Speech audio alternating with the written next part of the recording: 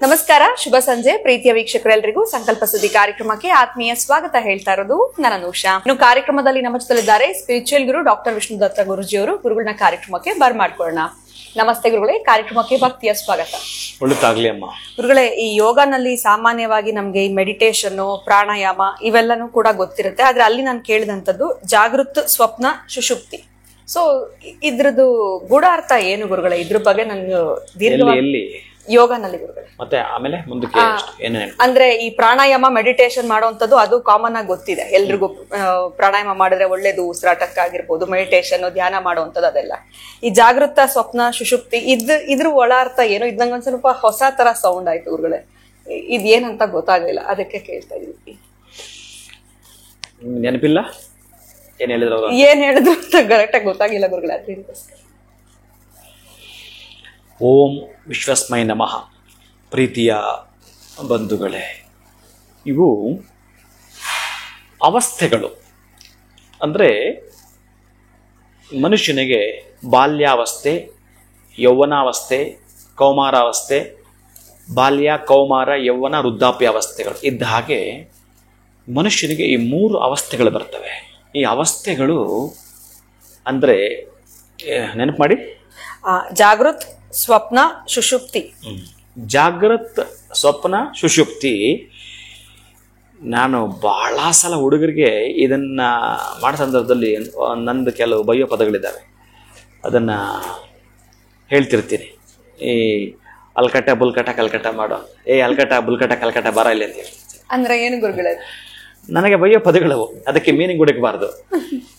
ಅವನ ಸಣ್ಣ ಹುಡುಗ ಬಂದಿದ್ದ, ಅವನಂದೆ ಏನು ಅಲ್ಕಟ ಬುಲ್ಕಟ ಕಲ್ಕಟ ಅಂದೆ. ಅವನು ಬಾಯಿ ತಿರುಗಲ್ಲ, ಅವನು ಕಲ್ತ್ಕೊಂಡ್ಬಿಟ್ಟಿದ್ದಾನೆ ಅದನ್ನ. ಪ್ರಾಣಾಯಾಮ ಮಾಡಬಾರೋ, ಅಲ್ಕಟ ಬುಲ್ಕಟ ಕಲ್ಕಟ ಅಂತ ಕರಿತಿರ್ತೀನಿ. ಇವು ನನ್ನ ಪದಗಳು. ನಾನು ಅವದನ್ನು ಡಿಸೈನ್ ಮಾಡಿ ಇಟ್ಕೊಂಡಿರ್ತೀನಿ. ಹಾಗಂದಾಗ ನನಗೆ ಖುಷಿ ಆಗ್ಬಿಡುತ್ತೆ, ಸಮಾಧಾನ ಇದ್ದೀನಿ ಅಂತ ಈ ಪದಗಳಂದರೆ. ಇದನ್ನ ಒಳಗಡೆ ಕರ್ಕೊಂಡು ಹೋಗ್ತೀನಿ. ಅವರ ಪಾಠ ಮಾಡುವಾಗ ಸ್ವಲ್ಪ ಶ್ರದ್ಧೆಯಿಂದ ಕೇಳುಗರಿಗೆ ಜಾಗೃತ, ಸ್ವಪ್ನ ಅಂಡ್ ಸುಷುಪ್ತಿ.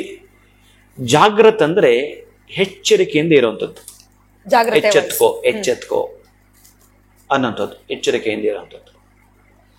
ಇನ್ನ ಸ್ವಪ್ನ ಅಂತಂದ್ರೆ ಮಲಗಿ ನೀವು ಕನಸು ಕಾಣೋದು. ಸುಷುಪ್ತಿ ಅಂದ್ರೆ ನಿದ್ದೆ ಮಾಡೋದು. ನಿದ್ದೆ ಈ ಸುಷುಪ್ತಿ ನಿದ್ದೆ ಅಂತಲೂ ಕರೀತಾರೆ. ಹೀಗೆ ಜಾಗೃತ, ಸ್ವಪ್ನ, ಸುಷುಪ್ತಿ ಇನ್ನೊಂದು ಅವಸ್ಥೆ ಇದೆ, ಅಲ್ಲಿಗೆ ಬರ್ತೀನಿ ನಾನು. ಇಲ್ಲಿ ಕೆಲವರು ಚೆನ್ನಾಗಿ ಕೇಳಿಸ್ಕೊಳ್ಳಿ ಪ್ರೀತಿಯ ಬಂಧುಗಳೇ, ಎಚ್ಚರಿಕೆಯಿಂದಲೂ ಇರೋದಿಲ್ಲ. ಅವರು ಎಚ್ಚೆತ್ಕೊಳ್ಳೋದು ಇಲ್ಲ, ಸ್ವಪ್ನಗಳು ಇಲ್ಲ, ನಿದ್ದೆಯೂ ಇಲ್ಲ. ಯಾರಿವರು? ಆಗತ್ತಂಗಿರಕ್ಕೆ ಆಗಲ್ಲ. ಸಾಧ್ಯ ಇದೆಯಾ? ಇಲ್ಲ. ಇರ್ತಾರೆ. ಎಚ್ಚೆತ್ಕೊಳ್ಳೋದಿಲ್ಲ ಅಂದ್ರೆ ಎಚ್ಚರಿಕೆಯೂ ಇಲ್ಲ, ಸ್ವಪ್ನವೂ ಇಲ್ಲ, ನಿದ್ದೆಯೂ ಇಲ್ಲ. ಈ 3 ಅವಸ್ಥೆಗಳು ಮಾನವನಿಗೆ ಇದ್ದೇ ಇರುತ್ತವೆ. ಇನ್ನೊಂದು ತುರ್ಯಾವಸ್ಥೆ ಇರುತ್ತಲ್ಲ, ಅವ್ರಿಗಿದಿರಲ್ಲ. ಈ ತುರ್ಯಾವಸ್ಥೆಯಲ್ಲಿ ಇರ್ತಕ್ಕಂಥ ನಿದ್ದೆ, ಆಹಾರ ಅನ್ನೋದು ಯಾವುದರ ಪರಿವೆಯ ಗೊಡವೇ ಇರುವುದಿಲ್ಲ. ಹಾಗಾಗಿ ನಮಗೆ ನಿದ್ದೆ ಎಷ್ಟು ಬೇಕು, ಜಾಗೃತೆ ಎಷ್ಟಿರಬೇಕು, ಸ್ವಪ್ನ ಏನನ್ನು ಕಾಣಬೇಕು ಅನ್ನೋದನ್ನು ನಮ್ಮ ಮನುಷ್ಯನಿಗೆ, ಮಾನವ ಜನ್ಮಕ್ಕೆ ಈ 3 ಅವಸ್ಥೆಗಳನ್ನು ಕೊಟ್ಟಿರ್ತಾನೆ. ಈ 3 ಅವಸ್ಥೆಗಳನ್ನು ದಾಟಿ ಯಾರು ಹೋಗ್ತಾರೋ ಅವನು ತುರ್ಯಾವಸ್ಥೆಯಲ್ಲಿ ಇರ್ತಾನೆ. ಆ ತುರ್ಯಾವಸ್ಥೆಯಲ್ಲಿ ಇರ್ತಕ್ಕಂಥವನಿಗೆ ಪ್ರೆಸೆಂಟ್ ಏನು ಬೇಕೋ ಅದನ್ನು ಯೂಸ್ ಮಾಡ್ಕೊಳ್ಳೋದು ಗೊತ್ತು. ನೀವು ಕರೆದ್ರೆ ಎಲ್ಲಿಗೆ ಬೇಕಾದ್ರೆ ನೋಡಿ ಬರ್ತೀರ, ಏನು ಕೊಟ್ಟರು ಸ್ವೀಕಾರ ಮಾಡೋದು ಗೊತ್ತು, ಎಲ್ಲಿ ಉಳ್ಕೊಂಡು ಅಲ್ಲೇ ಉಳ್ಕೊಳ್ಳೋದು ಗೊತ್ತು. ಇಂತಹದ್ದೊಂತಿಲ್ಲ. ಕೊಟ್ಟರೆ ಆನಂದ, ಕೊಟ್ಟಿಲ್ಲ ಅಂದರೆ ಪರಮಾನಂದ. ಅವನ ಹಾಗೇ ಹೋಗ್ತಿರ್ತಾನೆ. ಅದಕ್ಕೆಲ್ಲ ನಿಮಗೆ ಗೊತ್ತಿರೋ ಹಾಗೆ ರಮಣ ಮಹರ್ಷಿಗಳು, ಸಾಯಿಬಾಬಾರು ಇವರೆಲ್ಲ ತುರ್ಯಾವಸ್ಥೆಯಲ್ಲಿದ್ದವರು. ಭೂಮಿ ಮೇಲೆ ಬಂದವರೇ ತುರ್ಯಾವಸ್ಥೆ ತಲುಪ್ಕೊಳ್ತಾರೆ, ತುರ್ಯಾವಸ್ಥೆಗೆ ಹೊರಟೋಗ್ತಾರೆ. ನನ್ನ ಗುರುಗಳು ಆಹಾರ ಬಿಟ್ಟು 20 ವರ್ಷ ಆಗಿತ್ತು. ಸವ್ಯಸಾಚಿ ಸ್ವಾಮೀಜಿ ಅಂತ. ಅನ್ನ, ಈ ಸಾಂಬಾರು ಇವೆಲ್ಲ ಸಾಧ್ಯವೇ ಇಲ್ಲ. ನನಗೆ ಅದ್ರ ರೋಗ ಅಂಟ್ಕೊಂಡಿದೆ, ಇಷ್ಟವೇ ಬರಲ್ಲ. ನಿದ್ದೆ ಅಂತೂ ಮೊದಲೇ ಇಲ್ಲ. ಯಾಕೆ ಹೋಗ್ತಾ ಹೋಗ್ತಾ ಹೋಗ್ತಾ ಎಲ್ಲಿ ಹೋಗ್ತಿದೆ ಗೊತ್ತಿಲ್ಲ, ಯಾವ ಪರಮ ಸ್ಥಿತಿಗೆ ಕರ್ಕೊಂಡು ಹೋಗುತ್ತೋ ಗೊತ್ತಿಲ್ಲ. ಒಟ್ಟಾರೆಯಾಗಿ ನೀವು ಮಾಡುವಂಥ ಅನುಷ್ಠಾನ ಅವನಿಗೆ ಬಿಟ್ಟಿದ್ದು, ಅವನೇನು ಬೇಕಾದರೂ ಮಾಡ್ಬೋದು. ತುರ್ಯಾವಸ್ಥೆಗೆ ಕರೆದುಕೊಂಡು ಹೋಗ್ಲಿಕ್ಕೆ ಒಂದಷ್ಟು ಮೆಟ್ಲು ಬಾಕಿ ಇರೋ ಕಡೆಗೆ ಅವನೆಲ್ಲಿ ಸೆಳೆತ ಮಾಡ್ಕೊಂಡು ಹೋಗ್ತಾನೆ, ಅದೇ ಬೇಕಾಗಿರೋದು. ಮನುಷ್ಯನ ಎಂಡ್ ಆಫ್ ದ ಡೇ ಅವನ ಜನ್ಮಕ್ಕೆ ಬೇಕಾಗಿರೋದು ಅದೇ. ಬಟ್ ಅಲ್ಲಿ ತನಕ ಹೋಗೋದು ಬಹಳ ಸಾಧನೆಯೊಂದಿಗೆ ಮಾತ್ರ ಸಾಧ್ಯ. ಅದಕ್ಕೆ ಈ ಸ್ವಪ್ನವನ್ನು, ಈ ಜಾಗೃತನ್ನು, ಆಮೇಲೆ ಪ್ರಾಣಾಯಾಮ ಇದೆಯಲ್ಲ, ನಿಮ್ಮ ಪ್ರಾಣಕ್ಕೆ ಯಮ ಬಾಧಿಸಬಾರದು ಅಂದರೆ ಪ್ರಾಣಾಯಾಮ ಮಾಡಬೇಕು. ಅದಕ್ಕೆ ದಯವಿಟ್ಟು ಪ್ರೀತಿಯ ಬಂಧುಗಳೇ, ನೀವು ಯಾವುದನ್ನು ಎಷ್ಟು ಅರ್ಥ ಮಾಡ್ಕೊಳ್ತೀರೋ ಗೊತ್ತಿಲ್ಲ, ಪ್ರಾಣಾಯಾಮ ಮಾತ್ರ ಡೈಲಿ ಒಂದು 20-25 ಸಲ ಮಾಡಿ. ಒಂದು 20-25 ಸಲ ಮಾಡಿ. ನೀವು ಅದಕ್ಕೆ ಏನು ಕುಂಭಕ ಅಂತ ಹೆಸರು ಕೊಡ್ತೀರೋ, ಪ್ರಾಣ ಏನು ಹೆಸರು ಕೊಡ್ತೀರೋ ಗೊತ್ತಿಲ್ಲ. ಈಗ ನೀವು ಹೇಳಿದ್ರಿ, ಯಾರ ತಾಯಿ ಡಾಕ್ಟ್ರು ಏನಾಗಿದ್ರು ಅವರು, ಕಾರ್ಡಿಯಾಲಜಿಸ್ಟ್, ಚೆನ್ನೈಯಲ್ಲಿ ಇರೋದು. ಇತ್ತೀಚೆಗಷ್ಟೇ ಆ ನ್ಯೂಸ್ ಎಲ್ಲಾ ಕಡೆ ಕೂಡ ಬಂತು ಗುರುಗಳೇ. ರೌಂಡ್ಸ್ ಹೋಗಿದ್ದಾರೆ ಹಾಸ್ಪಿಟಲ್ ರೌಂಡ್ಸ್ ಹೋಗ್ತಿರ್ಬೇಕಾದ್ರೆ ಒಬ್ಬ ಡಾಕ್ಟರ್ಗೆ ಹಾರ್ಟ್ ಅಟ್ಯಾಕ್ ಬರೋದಾದ್ರೆ, ತಕ್ಷಣ ಸತ್ತೋಗೋದಾದ್ರೆ, ಆತ ಒಬ್ಬ ಹೃದಯ ತಜ್ಞನಿಗೆ ರೋಗಗಳು ಬರೋದು ಗೊತ್ತಿಲ್ಲ ಅಂದ್ರೆ ಇನ್ಯಾರ ಕೆಲ. ಅದಕ್ಕೆ ಬರ್ತ್ ಅಂಡ್ ಡೆತ್ ಎರಡೂ ಅವನ ಬಳಿ ಇರುತ್ತವೆ. ಅವನು ಕರೆಯುವ ಮುನ್ನ ನಾಳೆ ಮಾಡ್ತಾನೆ ಕೆಲಸ ಇವತ್ತೇ ಮಾಡಿ ಮುಗಿಸಿ, ಅದೇನೇನು ಮಾಡಬೇಕು ಅಂತ ಹೀಗೆಲ್ಲ ನಿಮ್ಮ ಕಮಿಟ್ಮೆಂಟ್ ಅವನ ಜೊತೆಗಿದ್ದೇ ಮುಂದುವರಿಬೇಕು. ಒಂದಷ್ಟು ಮುಂದೂಡಬೇಕಾದ್ರೆ, ಒಂದಷ್ಟು ಪೋಸ್ಟ್ಪೋನ್ ಮಾಡಬೇಕಾದ್ರೆ ಒಂದು ಬಹಳ ಅವಶ್ಯಕತೆ ಇರೋ ಕೆಲವಿದ್ದಾವೆ. ಅದನ್ನೇ ಯಾವ ಏಜಲ್ಲಿ ಅದು ಬರುತ್ತೋ ಗೊತ್ತಿಲ್ಲ. ಇತ್ತೀಚಿನ ಫುಡ್ಡು ಹಂಗಾಗಿದೆ, ನಿಮ್ಮ ಕಮಿಟ್ಮೆಂಟ್ಗಳಂಗಿದೆ, ನಿಮ್ಮದಾದ ಆ ಸ್ಟ್ರೆಸ್ ಹಂಗಿದೆ, ಟೆನ್ಷನ್ ಅಷ್ಟಿದೆ. ಇದರ ಮಧ್ಯೆ ಬೆಳಗ್ಗೆ ಎದ್ದು ಕೂಡಲೇ ನೀವು ಸ್ನಾನ ಮಾಡ್ಕೊಂಡು ದೇವ್ರ ಮನೆಗೆ ಹೋದರೆ ಪ್ರಾಣಾಯಾಮ ಮಾಡಿ, 100 ಗಾಯತ್ರಿ ಮಾಡಿ, ಉಳಿದಿದ್ದವನಿಗೆ ಬಿಟ್ಬಿಡಿ. 100ಕ್ಕೆ 100 ಕಂಟಕಗಳಿದ್ರೆ ಅವನು ಮುಂದೂಡ್ತಾನೆ. ಆ ಮುಂದೂಡಿದ್ರು ಕೂಡ ನಿಮಗೆ ಮುಂದೆ ತೋರಿಸ್ತಾ ಬರ್ತೀನಿ. ಪ್ರಾಣಾಯಾಮ ಹೇಗೆ, ಇನ್ನೊಂದ್ಸಲ ಪ್ರಾಣಾಯಾಮ ಮಾಡಿ ತಾಯಿ, ಪ್ರಾಕ್ಟಿಕಲ್ ಆಗಿ ನೋಡ್ಲಿ ಎಲ್ಲರೂ ಹೇಗೆ ಮಾಡ್ತೀರಾ ಮಾಡಿ. ನನ್ಗೆ ಅಷ್ಟು ಅಭ್ಯಾಸ ಇಲ್ಲ, ಹೇಗೆ ಮಾಡ್ಬೋದು, ದೀರ್ಘವಾಗಿ ಉಸಿರು ಹೇಳ್ಕೊಳ್ಳಿ.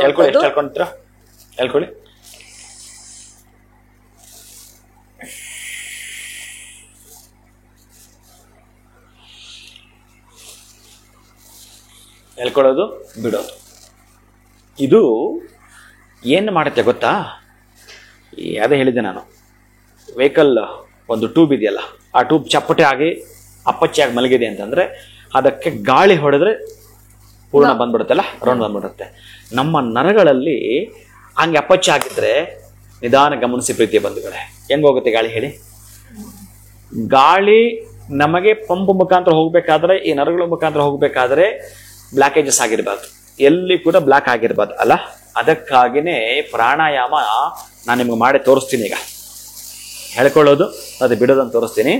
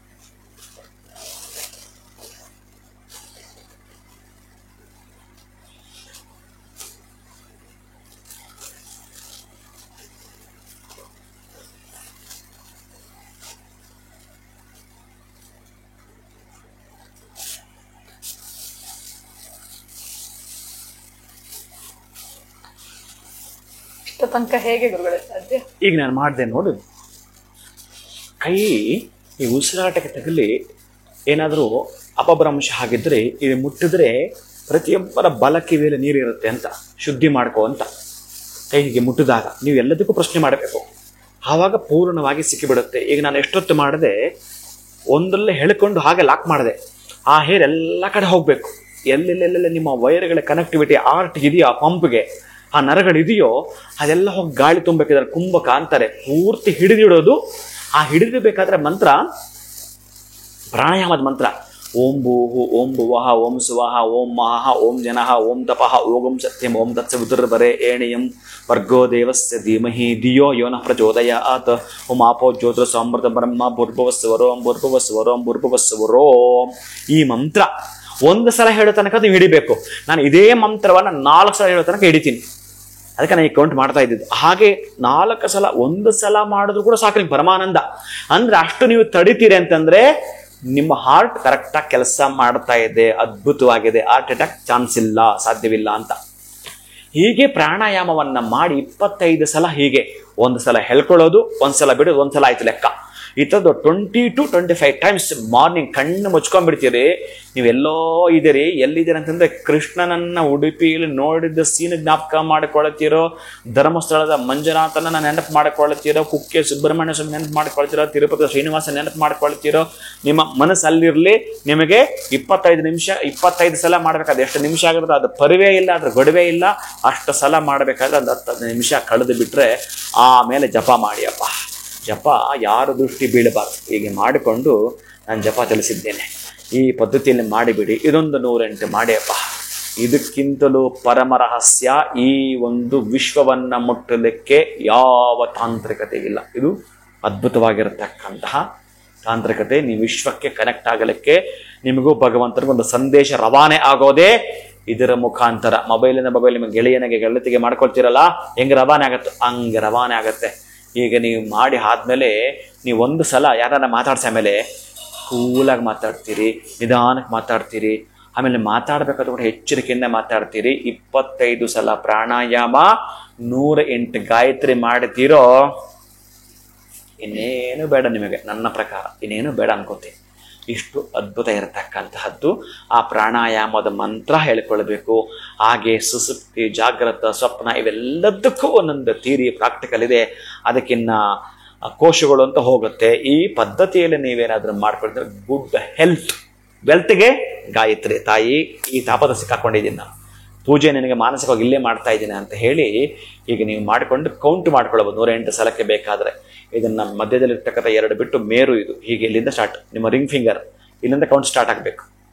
ಓಂ ಭೂರ್ಭುವಸ್ಸವಃ ತತ್ಸವಿತುರ್ವರೆ ಏಣಿಯಂ ಭರ್ಗೋ ದೇವಸ್ಯ ಧೀಮಹಿ ಧಿಯೋ ಯೋನಃ ಪ್ರಚೋದಯಾತ್. ಆಮೇಲೆ ಭೂರ್ಭುವ ಕಂಟಿನ್ಯೂ ಆಗೋದು. ಅದು ಪ್ರಾಣಾಯಾಮದ ಮಂತ್ರ. Next next next next next next next next ಇಲ್ಲಿಗೆ ರೌಂಡ್ ಹೊಡೆದ್ರೆ 10 ಸಲ ಆಯ್ತಪ್ಪ. ನೆಕ್ಸ್ಟ್ ಇನ್ನೊಂದು ಮತ್ತೆ ಇಲ್ಲಿ ಕೌಂಟ್ ಇಟ್ಕೊಳ್ಳಿ. 1 ಸಲ 1 ರೌಂಡ್ ಹೊಡೆದ್ರೆ 10 ಸಲ ಆಯಿತು. 10 ಟೈಮ್ ಮಾಡಿದ್ರೆ 100 ಸಲ ಮುಗೀತು. 10 ಸಲ ಮಾಡಿದ್ರೆ ಮತ್ತೆ 8 ಮಾಡಿ ಆಮೇಲೆ ಕಣ್ಣು ಬಿಡಿ. ನಿಮಗೆ ಕಾಣೋ ಪ್ರಪಂಚನೇ ಬೇರೆ ಇರುತ್ತೆ. ಇಷ್ಟೆಲ್ಲ ನೀವು ಮಾಡ್ತೀನಿ ಅಂತಂದರೆ ಕೃಷ್ಣ ಅಥವಾ ಲಕ್ಷ್ಮಿ ಯಾರನ್ನು ಕುರಿತು ನೀವು ಮಾಡಿರ್ತೀರೋ ಒಂಥರ ಕೊರಿಯ ಟೆಲಿಗ್ರಾಮ್ ಇದು ಓಡಿ ಬರ್ತಾರೆ. ವಾಟ್ಸಪ್ಪಲ್ಲಿ ಮೆಸೇಜ್ ಹಾಕಿದ್ರೆ ನೋಡ್ತಾರಲ್ಲ ಅವರು, ಹಾಗೆ ಅವ್ರು ನೋಡ್ತಾರೆ. ಮೇಲ್ ಕಳಿಸ್ಕೊಟ್ರೆ ನೋಡ್ತಾರಲ್ಲ, ಹಾಗೆ ಅವ್ರು ನೋಡ್ತಾರೆ. ಇಷ್ಟು ಸಾಕು ಅಂದ್ಕೊತೀನಿ. ನಿಮ್ಮನ್ನು ನೀವು ಉದ್ಧರಣ ಹೇತುವಾಗಿ ಮಾಡಿಕೊಳ್ಳಲಿಕ್ಕೆ, ಕೃಷ್ಣಾನುಗ್ರಹ ಪಡೆದುಕೊಳ್ಳಲಿಕ್ಕೆ ತಾಂತ್ರಿಕವಾಗಿ ಎಷ್ಟು ಇದಾವೆ ಅಂತಂದರೆ ಅಷ್ಟೆಲ್ಲ. ಅದಕ್ಕೊಂದು ಪರಿಕರಗಳ ಜೊತೆಗೆ ಮಾಡ್ತಕ್ಕಂಥ ಇನ್ನು ಕೆಲವೆಲ್ಲ ಕೂಡ. ಅದಕ್ಕಾಗಿ ಇಷ್ಟು ಮಾಡ್ಕೊಳ್ಳಿ, ಆರೋಗ್ಯವಾಗಿರ್ತೀರಿ, ನೀವು ಆಯುಷ್ಯ ಪೂರ್ಣವಂತರಾಗಿರ್ತೀರಿ, ಐಶ್ವರ್ಯವನ್ನು ಪಡ್ಕೊಳ್ತೀರಿ. ಖಂಡಿತ ಗುರುಗಳೇ, ಗುಡ್ ಹೆಲ್ತ್ ಅಂಡ್ ವೆಲ್ತ್ ಆಗಿರ್ಬೋದು, ಯೂನಿವರ್ಸ್ಗೆ ಹೇಗೆ ನಾವು ಕನೆಕ್ಟ್ ಆಗುವಂಥದ್ದು, ಪ್ರಾಣಾಯಾಮದ ಮಂತ್ರ ಆಗಿರ್ಬೋದು, ಜೊತೆಗೆ ಈ ಒಂದು ಜಾಗೃತ ಸ್ವಪ್ನ ಸುಷುಪ್ತಿ ಬಗ್ಗೆ ನಮಗೆ ಆ ಒಳಾರ್ಥ ಏನು ಅನ್ನೋಂಥದ್ದನ್ನ ತಿಳಿಸ್ಕೊಟ್ರಿ. ಯೋಗದಲ್ಲಿ ಬರುವಂಥದ್ದು ಪ್ರಾಣಾಯಾಮ ಮಾಡೋದ್ರಿಂದ ಕೂಡ ನಮ್ಮ ಆರೋಗ್ಯ ಎಷ್ಟು ಚೆನ್ನಾಗಿರುತ್ತೆ ಅನ್ನೋಂಥದ್ದನ್ನ ಈ ಒಂದು ವಿಡಿಯೋ ಮುಖಾಂತರ ನಮಗೆ ನೀವೇ ಮಾಡಿ ಕೂಡ ತೋರಿಸಿದ್ರಿ. ಬಹಳೊತ್ತು ನೀವು ಉಸಿರನ್ನ ಇಟ್ಕೊಂಡಿದ್ದು ಬಿಟ್ಟಿದ್ದು ಅದು ಒಂದ್ ರೀತಿ ನಾವು ಕೂಡ ಟ್ರೈ ಮಾಡ್ಬೇಕು ಅಂತ ಅನ್ಸ್ತು ಗುರುಗಳೇ ನೋಡೋದ್ರಲ್ಲ. ಅವ್ರು ಮತ್ತೆ ಟ್ರೈ ಮಾಡಿ ಅದನ್ನ ತಲೆನ ಮಾಡ್ಕೊಳ್ಳಾರ ಅಂತ ಗೊತ್ತಾ. ಅವ್ರಿಗೆ ಎಷ್ಟಾಗುತ್ತೆ ಅಷ್ಟೇ ಮಾಡ್ಬೇಕು.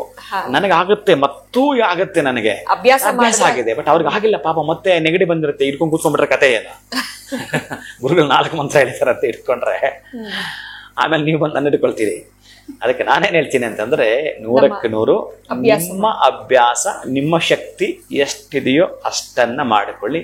ಖುಷಿಯಾಗಿ ದಿನೇ ದಿನೇ ದಿನೇ ಆ ಹಾರ್ಟ್ ಒಂದು ಎನರ್ಜಿ ಬಂದ್ಬಿಡತ್ತೆ.